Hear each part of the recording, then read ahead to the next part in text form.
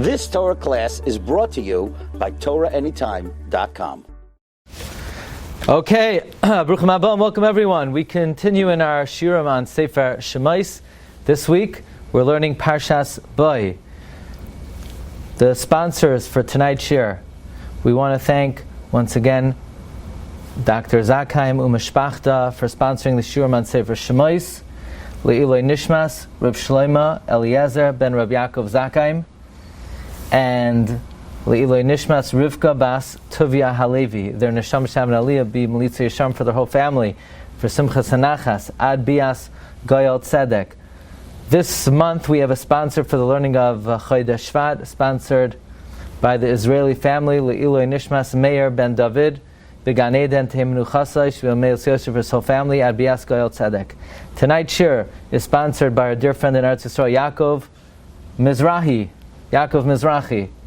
Tonight's Shiur is also sponsored by my good friend Joey Baghdadi from http://dahakgoods.com.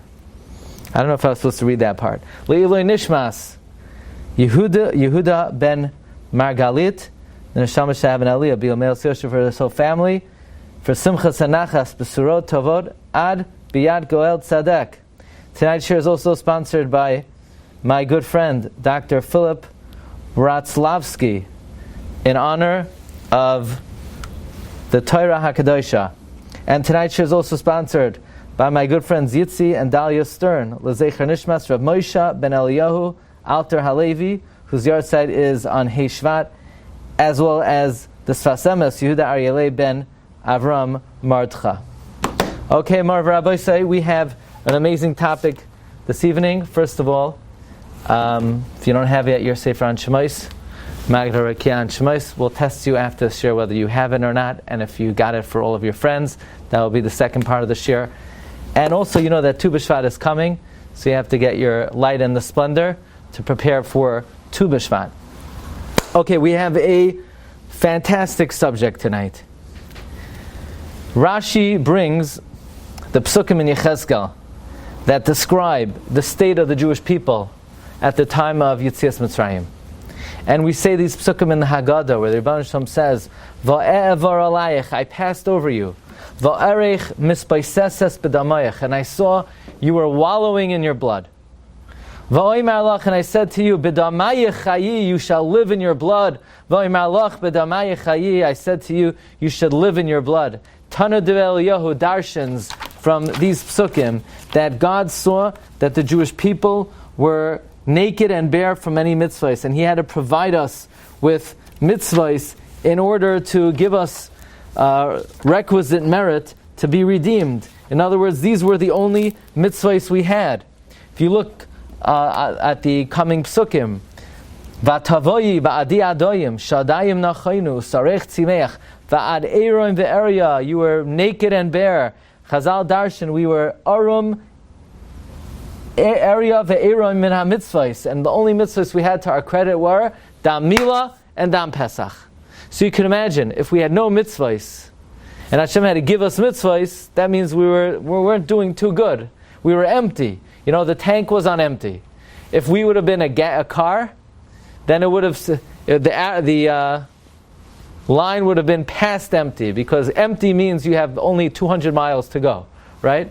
At least, okay. But full means that you could drive from here to Wyoming. Half tank means you could get to Ohio. Quarter of a tank means you could get, you could get to the belt.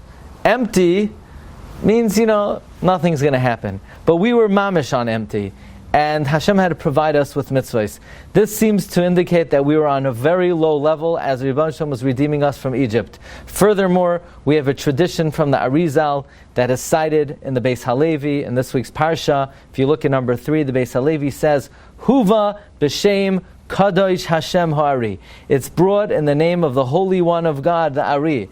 Dim hayu shoyin b'Mitzrayim. Had we remained in Egypt for a moment longer, hayu nichnasim b'shara chamishim shel tuma. We would have entered the 50th realm, the 50th day of Tumah, we would never have been redeemed. In other words, the Arizal reveals we were on the brink.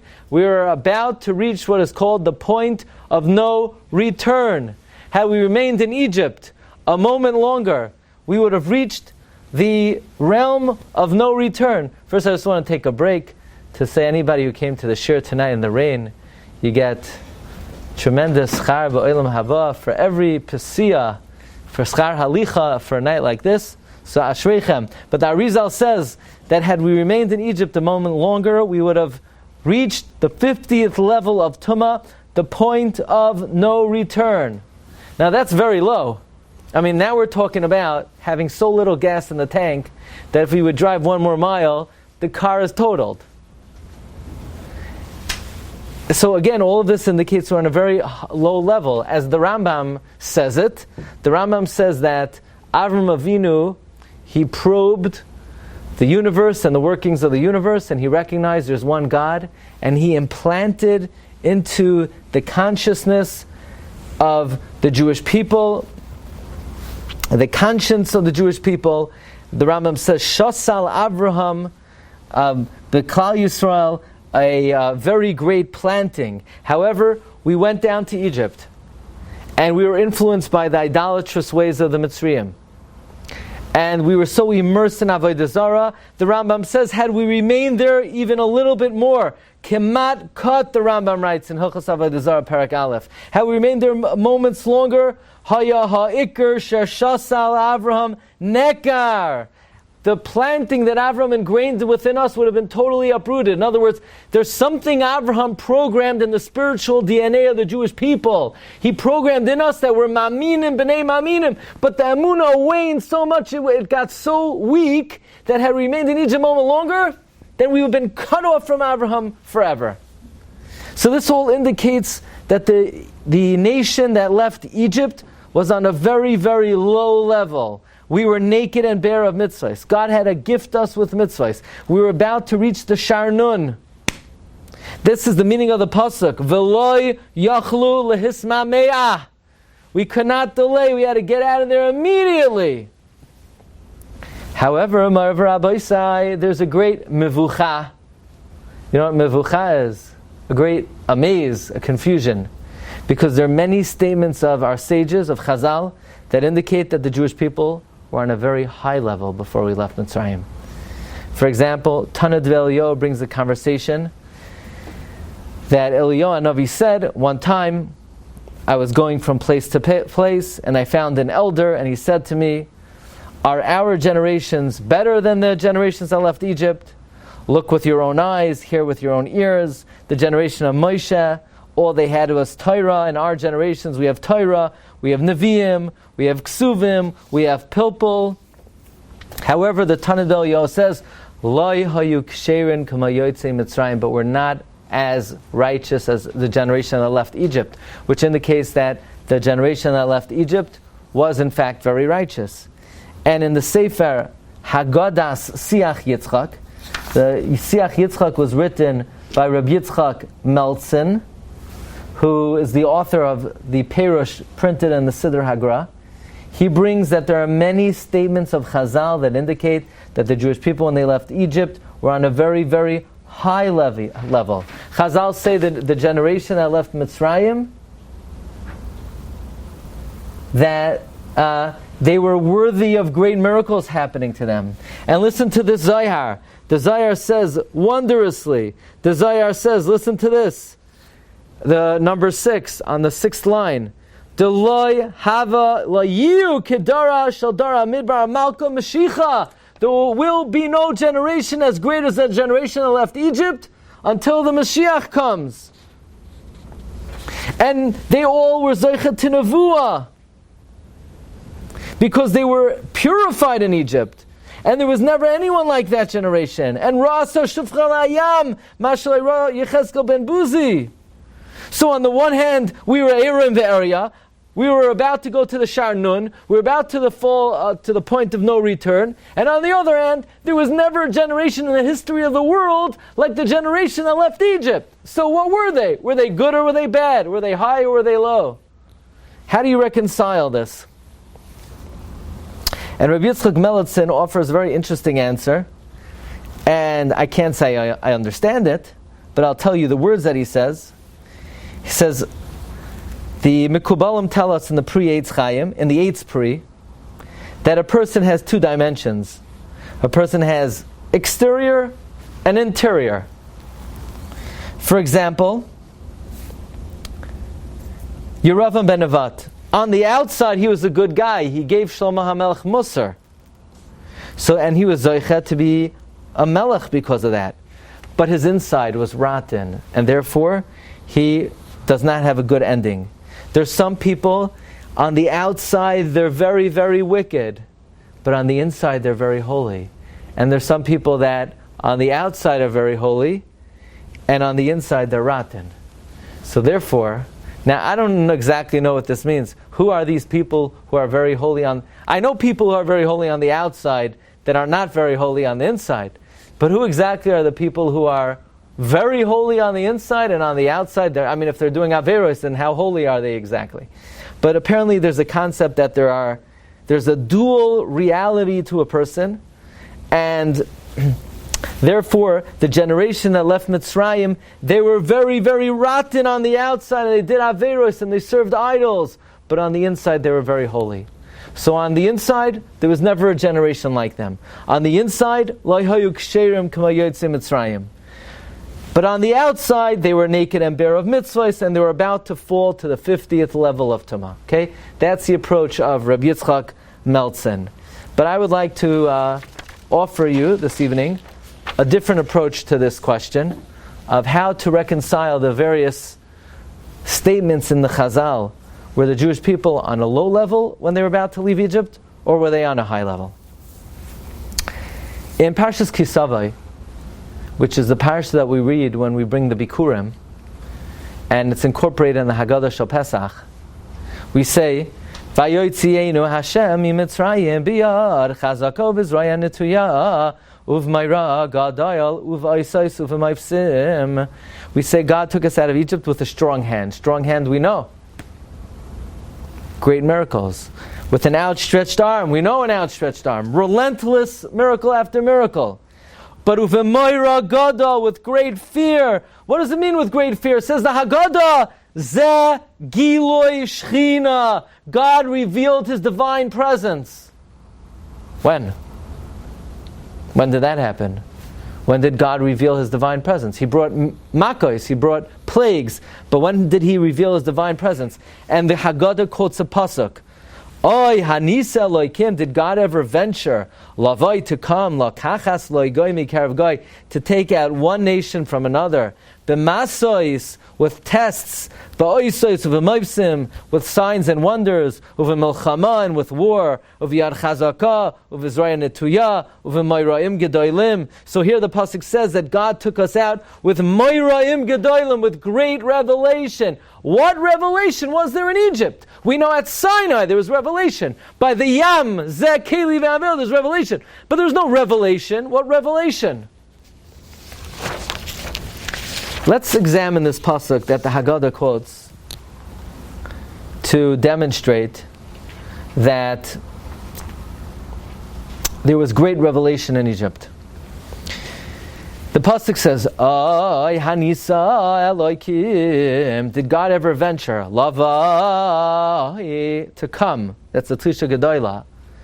La kachas loigai mikarav goy, to take one nation out of another. B'masos, with tests, ba'oisos, with signs and wonders, and with war. V'yachazag v'zanatu v'moiraim gedoylim.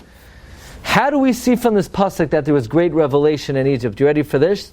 In Bereshis Rabbah, it's brought that when the pasuk says "Oy hanisa Elokim lavoi," that from the words "La kachas loigai" until Moiraim gedolim, there's 72 letters.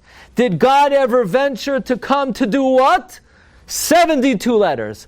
God revealed Himself in His full glory. 72 letters. I was zoiched this morning to get a call from Hagoin, Rav Pinchas Friedman, the Shvilei Pinchas.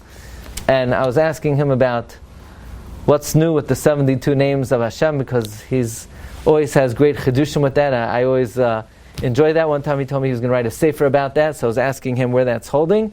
So he told me some chidushim about the 70th name of Hashem, which is Yud Beis Mem, Yavam.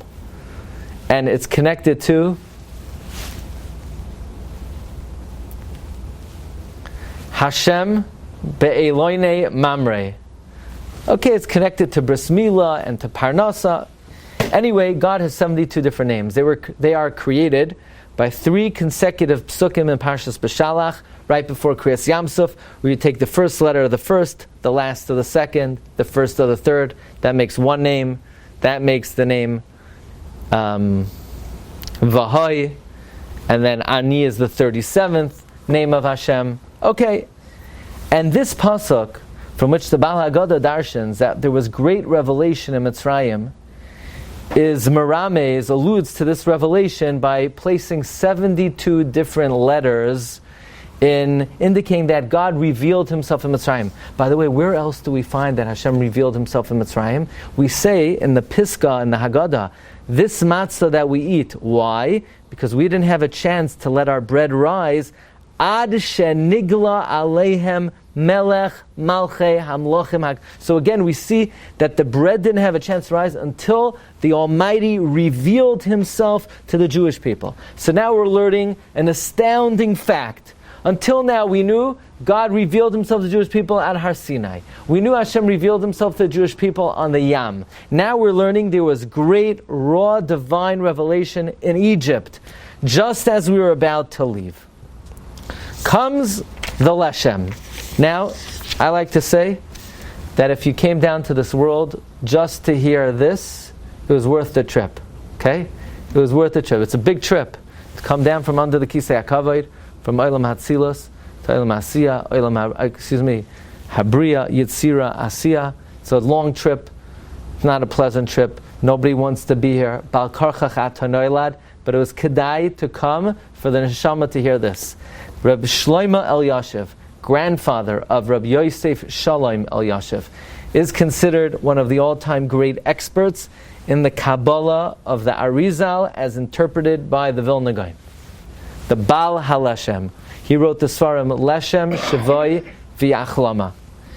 And he says, you know that tradition that you've been hearing since you're a kid, that the Jewish people were in Egypt, and we got out just in split-second timing, but if we would have remained there a second longer, we would have fallen to the point of no return.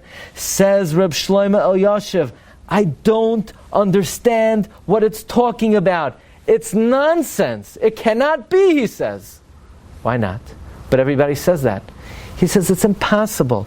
Once God began to bombard the Egyptians with makos, the koichos hatuma began to diminish, and they began to become mitigated, and all the forces of tuma were silenced. That's the symbolism of ulachol b'nei Yisrael lo yecharatz kelev l'shoinai.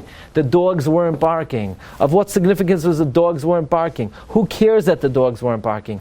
The answer is the fact that the dogs weren't barking, that indicated that the koichos hatuma were being silenced. They were being quieted, and God did justice against their gods. By the way, do you remember, I want to tell you a chiddush in this week's Parsha. I'm going to spill the beans, because anyone who came tonight at Mamash Tzadikim Gemurim, Rashi says that before, what was the first makkah? Dam. Why? Because the Nile is the god of the Egyptians. So before God strikes the people, He strikes down their god. That's how Hashem operates. Rashi says, God always hits the god before He hits the people. You ready for this? So what's the God in America? Who's the God in America? It's a secular country. The answer is, there are many, many sources. Money is Avodah Zarah. Right? What's the idolatry today? The worship of money. And even in our world, we're not free of it, right? Who are the people that everyone looks up to? The Ashirim. You don't have money, nobody cares what you have to say. Even if you actually know some Torah, nobody cares what you have to say. All of a sudden, you have a few bucks. What do you hold, right? So it's the worship. It's the serving of money. Many, many Sfarim, right? The worship of money is. So that's what we see in America. The first thing the first makkah is the economy. The same way in Mitzrayim, the first makkah is dam, the god is the Nile. So in America, the first makkah is the economy. That just hit me this week. You like it, you don't like it. It's not. You can still like the shiur even if you don't like that. But the Baal Haleshem says that once the Makos began, does anybody know how long the Makos lasted for? It's a 12-month process. The Mishnah in Idyos says that Mishpat Shel Mitzrayim was Yud Beis Chodesh. And especially Reb Shaya Levi, based on the Gemara in Rosh Hashanah, Daf Yud Aleph, that the Shibud Mamish stopped on Rosh Hashanah, and especially when Rosh Chodesh Nisan came, the recognition of the Yad Hashem became so apparent that the forces of evil were completely nullified. So you can't say Klal Yisrael were going down, down, down, down, down until the Shar Mem Tes, and they're about to get to the Shar Nun. Just the opposite. A year already, after Makkah, and if the Khartoumim said Etzba Elokim, then Klal Yisrael must have said Zeh Keli. So, says the Baal Hashem, Chas v'shalom to say the Jews were on a very low level. Certainly not once the Makkah started, because the Kochas HaTumah were being diminished and the Kedusha was being intensified. In fact, on the night of the first night of Pesach, all the forces of Tumah were jailed. They were tied up. They were about to become nullified completely, and you're going to say the Jewish people are about to fall to the 50th level of Tumah? Heaven forbid. Maybe you could say they were going to fall to the 50th level of Tumah a year before Yetzias Mitzrayim, meaning a minute before the Makkah started. You could say the Jews were about to fall to the Shar Nun. But a minute before we left, we were going to fall to the Shar Nun. Just the opposite. A minute before we left, we were on a extremely elevated level. Now, says the Baal Haleshem, and we're going to digress for a moment. And Bichlal, you should know, this 50th level of Tumah, it might not exist. I'm in paragraph number 12, second paragraph. Gam be'ikar advarim. Now, true, the Ramak, Ramosha Cordovero, writes in the Pardes Rimonim, there's a 50th level of Tumah. The Gra in Mishlei writes explicitly, there is no 50th level of Tumah. It does not exist.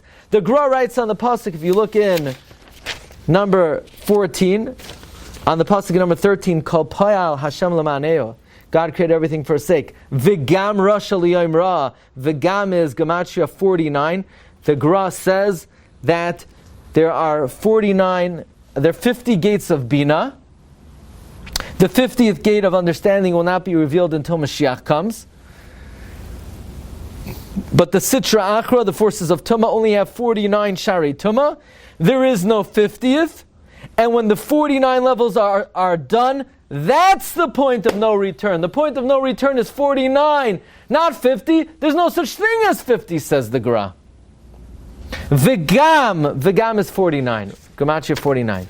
So says the Baal Haleshem, even though Ramak says there are 50 levels of Tumah, Goin, the Gra, the Vilna Gaon says there are only 49 levels of Tumah. And when it says that Klal Yisrael would have fallen to the last level of Tumah, it would have to, according to the Goin, mean the 49th. Says the Leshem, who am I to stick my neck in between these great lions, Ramak and Vilna Gaon? But he says, in my humble opinion, there is no question, the Gra is correct. There is no Shar Chamishim. That is the more definitive view. It's Memtes Panim Tahar, Memtes Panim Tameh. The Shar Nun is what we call Ein Soif. And there is no corresponding 50th level in Tumah. There's 50th level Kedusha. There ain't, you know the famous song, there ain't no 50 levels of Tumah. It's an old hit. Ain't no 50 levels of Tumah. Just joking. But there aren't 50 levels of Tumah, according to the Gaon. Now, that's a different machlokes and a different topic. But whether you want to say like the Gra, they're 49, or you want to say like the Ramak, they're 50, you cannot say that right before we left Mitzrayim, we would have fallen to the last level of Tumah, just the opposite. On the first night of Pesach, there was no tumah at all. The tumah had vanished, and it was vanquished, it was subdued.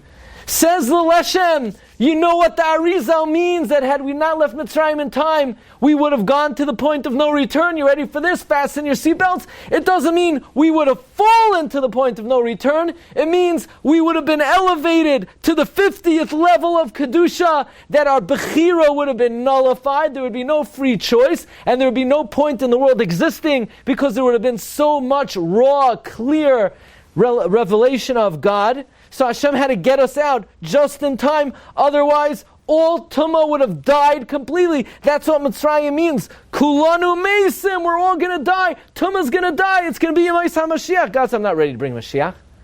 So it doesn't mean we would have fallen to the point of no return. It means we would have been elevated to the point of no return. That's the Chiddush of the Baal Haleshem, Reb Shlomo Elyashiv. And therefore we had to leave Bechi Pazayin. Otherwise, evil would have no ability to take any stronghold, any foothold in existence.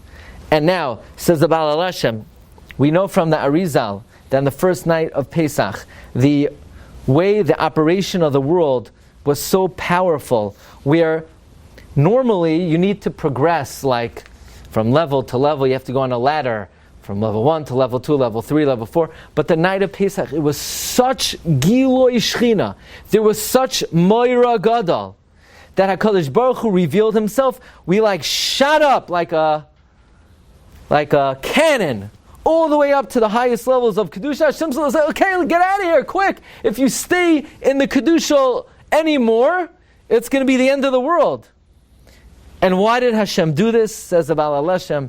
To show Klal Yisrael how much He loves them, how much He treasures them, how much Olam Haba is in store for them. And in order to inspire them to Mekabel the Torah, and to listen to all the mitzvahs of the Torah. And this is what it means. I lifted you up on the wings of eagles, and I brought you to me. You ever wonder, what in the world does it mean? We flew on eagles? Yeah, what do you think happened? We were sitting there in Ramses, in the desert, in the sand, and we were trying to get the sand out from between the feet, and all of a sudden eagles came. And one guy went on that eagle, and another guy went on another eagle. They put on the seatbelt.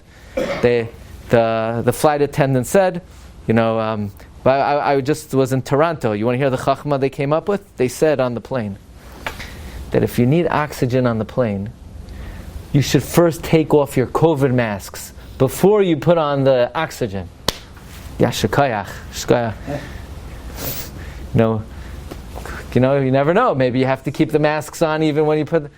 But you think there was a flight attendant and he was giving you what to do with the flotation device on the eagle? There were no eagles, says the Baal Haleshem. It means God elevated us on the wings of eagles. He, through the revelation of the Shekhinah, He brought us to Him so that we should listen to His voice. Chas v'shalom, that we would have fallen to the point of no return. No, we would have been elevated to the point of no return. By the way, Ramchal says something similar with a little bit of a twist.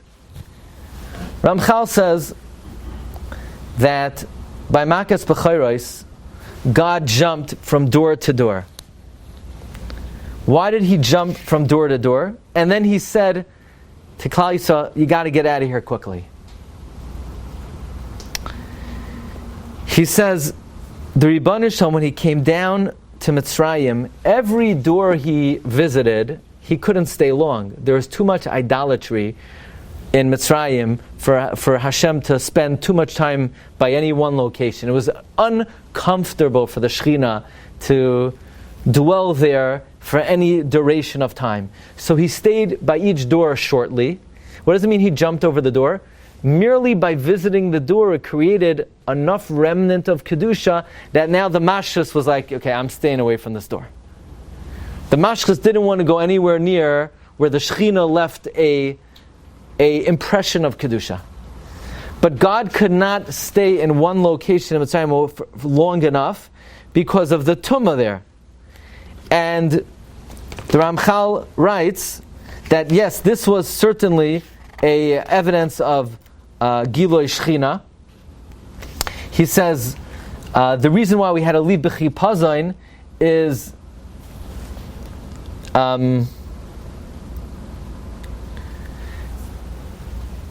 the Shechina itself was not comfortable remaining in any place for a long period of time. But la'asid lavai, the pasuk says in the Navi, ki loy b'chipazayin teitzeyu, the pasuk says in Yeshaya, that the Kedusha will be able to remain in one place for long enough, and then in fact, the Tumah will be completely abolished. You see, in Mitzrayim, because the Kedusha could not stay in one spot for enough time, it couldn't generate that final level of Kedusha to completely obliterate the Koiches HaTumah. But L'Asad Lavai, the Kedusha will remain stationary long enough to completely blow the Tumah out of the waters.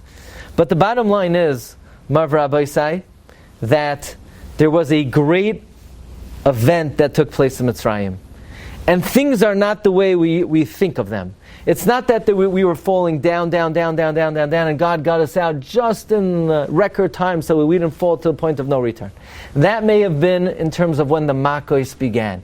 But once the Makos began and the forces of Tumah were being diminished, Klal Yisrael at first began to slowly be elevated, but then on the night of Yetzias Mitzrayim, that Gilui Shechina, Moira Gadol, Shem Ayin Beis, was so powerful, it literally catapulted the Jewish people up to a level that God said we cannot stay here one more second, otherwise Bechira Chavshis would be over. In fact, the Reb Ruvain Margolius, the great Goin who wrote Margolius Hayam, he says, what exactly was this Gilui Shechina, the night of Yetzias Mitzrayim? This he quotes the Rav HaKadosh, the Orach Chaim of Zlotchov, in the Sefer Pri Chaim. He says that this revelation was nothing more than the Shar Nun. God revealed to Klal Yisrael the 50th level of Kedusha. This is the meaning of Vachamushim Alu B'nei Yisrael Me'eretz Mitzrayim. That Klal Yisrael went up from Mitzrayim through the power of the Shar Nun that was revealed to them. However, this was not something we earned. It's not like we slowly worked our way up to earn the 50th level of Kedusha. It was a gift. Gift, easy come, easy go. It's not something we worked on. So as soon as we got there, and the reason why God gave it to us is to show how dear we are to Him, to inspire us to keep the Torah, but it was immediately taken away. And then for 49 days, we have to work through Sfiras HaOmer each day of the 49 days to get back one of those madregos that we were handed on a silver platter and then was taken away from us until we're zoiche on the 50th day to get to that madrega on our own. Like the Kajnat Samagid writes, that the Yimei HaSfira are days of thirsting for Hashem. Tzama nafshi leloikim lekeil chai. Kail is 31, chai is 18, 49. Masai avoy va'ira pnei elikim, that we're looking for the 50th level on the Yom Tov of Shavuos. So Mar Rabbi say, I think we've come to a very important answer to the contradiction we began with. On the one hand, we said that Tana Debel Yo says we were naked and bare of mitzvahs. On the other, we find that we were about to sink to a very, very low level. And on the other hand, the Zohar HaKadosh says there was no nation in history, no generation, in history that compares to the generation of Yetzias Mitzrayim. And the Tana Debel Yo also said, Lo hayu kasher and kama Yetzias Mitzrayim. And I believe the answer is, were we on a low level or were we on a high level? The answer is yes. We were on a very low level. That is until the Gilui Shechina began. And the Gilui Shechina very quickly changed the state of the Jewish people. And we were catapulted from the abyss of Egypt to literally the pinnacle and the summit of the universe, where the Baruch Shem had us expedite our leave. Otherwise, all Bechira Chavshis would have been abolished completely. So I think this is a very possible and plausible explanation for what happened in the times of Mitzrayim. And it's interesting, the Chesed Li'Avram, who's the great-great-grandfather of the Chidah, he brings that there's a tradition that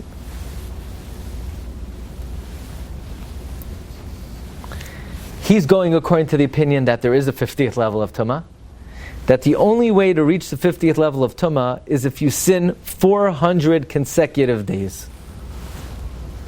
Now it's interesting, the number 400 is always associated with evil. Ephraim, he pays Arba Me'os Shekel Kesef.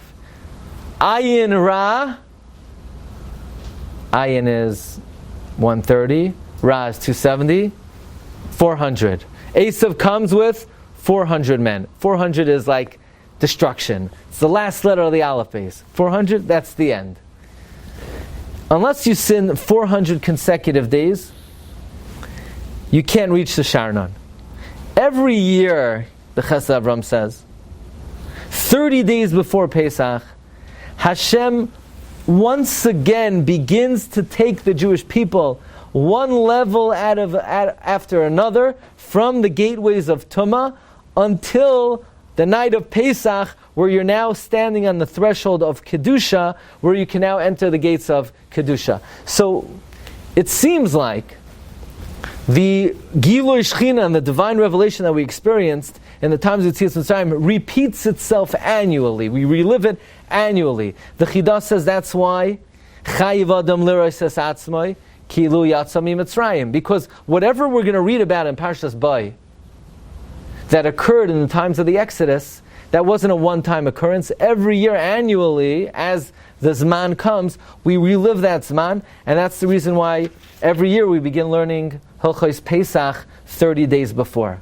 But it seems like this Gilui Shechina, which again is a very big chiddush, we're not accustomed to thinking that way. We're accustomed to thinking about the Gilui Shechina on Sinai, on the Yam, but there was a definitive Gilui Shechina, the night of Yetzias Mitzrayim, which really catapulted Klal Yisrael, and that is something that is experienced annually. So I thank everybody for coming tonight.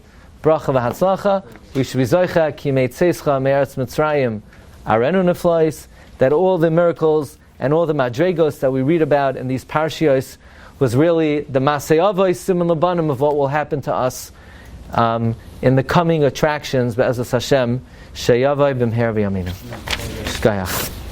Rabbi, really they had to go to the Yam Suf. Baruch Tiyah. In the morning.